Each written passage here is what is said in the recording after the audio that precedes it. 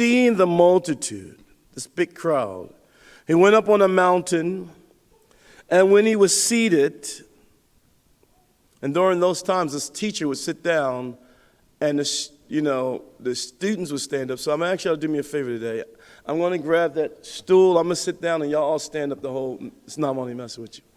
But the teacher would sit down, and the students stood up. And it would be like what they would call an ex cathedra. He would sit down, and if he ever stood up, he would hurl this truth or some type of carousel or some hurling of the truth or a homily or something like that. But here Jesus, the heavenly scholar, the rabbi, is sitting.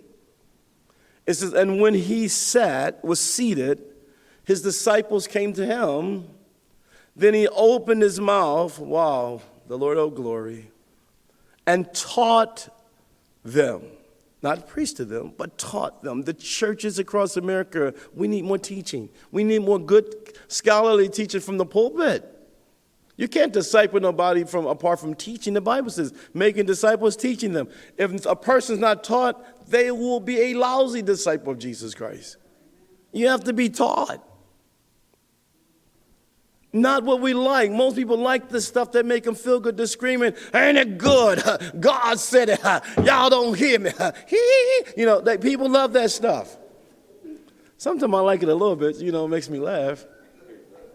But that's not the stuff that make you grow.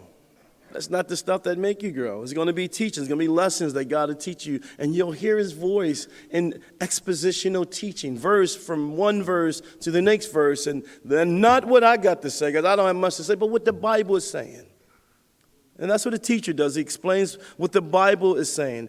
It's didasco in this word teaching, and it means to teach. It's to cause, to learn, to instruct, to impart knowledge. Disseminate information. And, in the New Testament, this is nearly always referring to the teaching of Scriptures, the written word of the living God.